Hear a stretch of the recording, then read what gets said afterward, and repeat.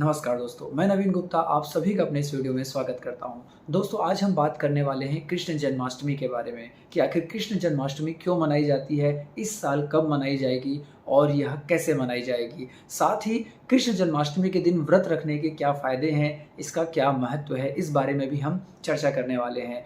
और इसके पूजन का शुभ मुहूर्त क्या है, शुभ समय क्या है, इसके बारे में भी मैं आपको बताऊंगा।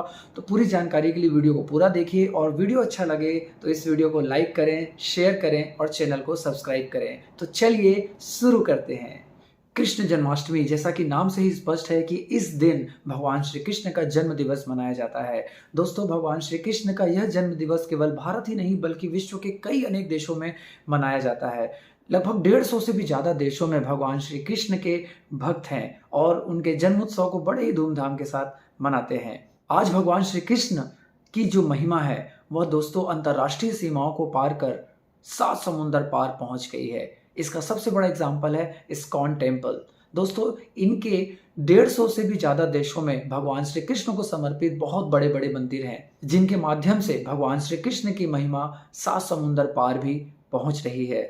भगवान श्री कृष्ण का बहुत ही गहरा संबंध भगवान विष्णु जी से है, क्योंकि भगवान विष्णु के ही अवतार भगवान श्री कृष्ण जी हैं। त्रिदेवों में से एक भगवान विष्णु, जिन्हें संसार में बढ़ रहे अत्याचारों, पापों और राक्षसी गतिविधियों का नाश करने और साथ ही राजा कंस के वध करने के उद्देश्य से भगवान श्री कृष्ण के रूप में संसार में अवतरित हुए।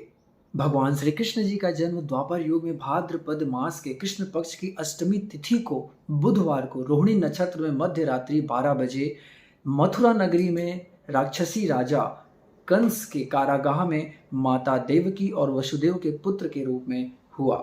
मूल रूप से भगवान श्री कृष्ण जी की माता देवकी थी, लेकिन इनका लालन पालन माता यशोदा ने किया। यूं तो जन्माष्टमी हर वर्ष पूरे माह मनाना चाहिए, पर फिर भी व्रत के दृष्टिकोण से यदि देखें तो इस वर्ष जन्माष्टमी 2 दिन मनाई जा रही है, 6 सितंबर और 7 सितंबर। दोस्तों, कुछ पंचांगों में 6 सितंबर को जन्माष्टमी मनाई जा रही है और अधिकतम पंचांगों में 7 सितंबर को जन्माष्टमी मनाई जा रही है।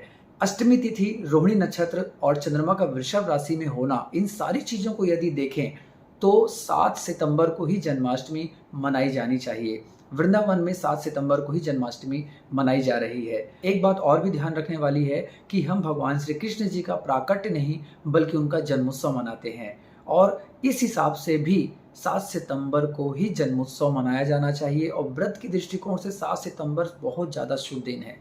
अब यदि हम बात करें कि आखिर जन्माष्टमी कैसे मनाएं, तो दोस्तों 7 सितंबर को आप पूरे दिन व्रत रखेंगे और साथ ही भगवान श्री कृष्ण जी की विशेष पूजा अर्चना करेंगे। लेकिन अष्टमी से एक दिन पहले यानी कि सप्तमी यानी कि 6 सितंबर को आप स्वल्पाहार ग्रहण करना शुरू कर दें।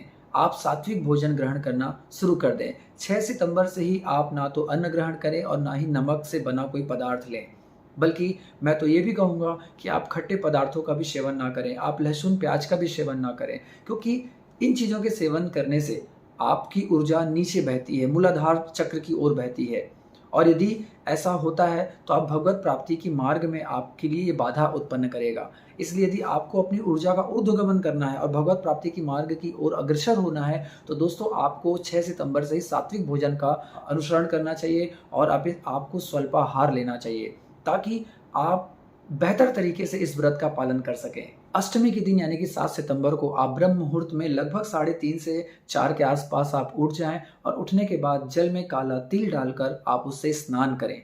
स्नान करने के बाद साफ सुथरे नए वस्त्र पहने, चंदन का तिलक लगाएं और इसके साथ ही आप शुद्ध घी का एक दीपक जलाकर भगवान श्री कृष्ण जी, भगवान श्री विष्णु जी का ध्यान करें, उनकी आरती करें और भगवान श्री कृष्ण जी को उनके जन्म दिवस की बधाई दें और साथ ही अपने आत्म विकास के लिए उनसे प्रार्थना करें।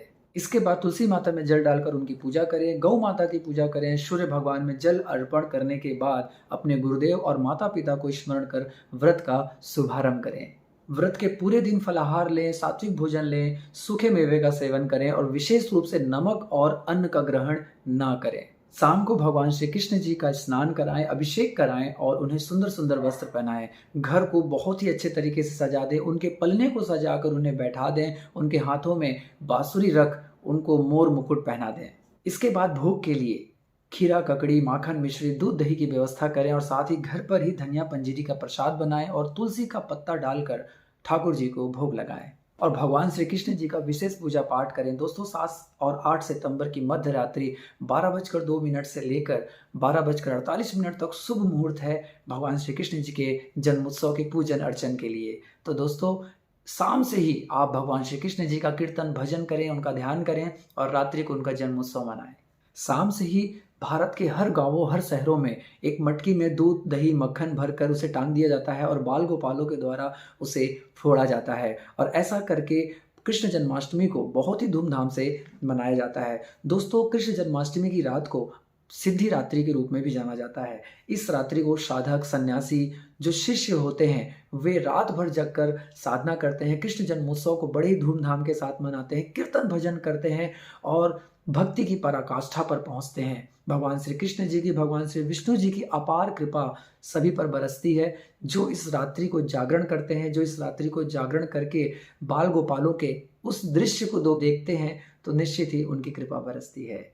दोस्तों व्रत का पारण कब करना चाहिए, व्रत कब खोलना चाहिए? तो दोस्तों जैसे ही सूर्योदय हो जाए तो सूर्योदय के बाद आप कभी भी व्रत का पारण कर सकते हैं, आप व्रत खोल सकते हैं। दोस्तों अब हम बात करते हैं कृष्ण जन्माष्टमी के व्रत को रखने के फायदे के बारे में, व्रत के महत्व के बारे में। तो दोस्तों ब्रह्म वैवर्त जो पुराण है उसके अनुसार यह माना जाता है, उसमें यह कहा गया है कि जो व्यक्ति कृष्ण जन्माष्टमी का व्रत रखता है, रात्रि जागरण करता है, भगवान श्री कृष्ण जी का, भगवान श्री विष्णु जी का ध्यान करता है, कीर्तन भजन करता है, तो दोस्तों वो अपने पूर्व के 100 जन्मों के पापों से मुक्त हो जाता है। भविष्य पुराण के अनुसार जो व्यक्ति कृष्ण जन्माष्टमी का व्रत रखता है वह 20 करोड़ एकादशियों का फल स्वतः ही प्राप्त कर लेता है और इसके साथ ही अकाल मृत्यु से बच जाता है। वायु पुराण के अनुसार जो व्यक्ति कृष्ण जन्माष्टमी का व्रत रखता है वह अपने कुल की 21 पीढ़ियों को तार देता है।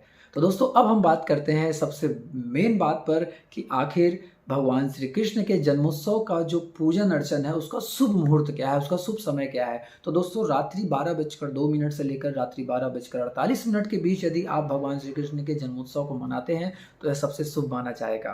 धन्यवाद।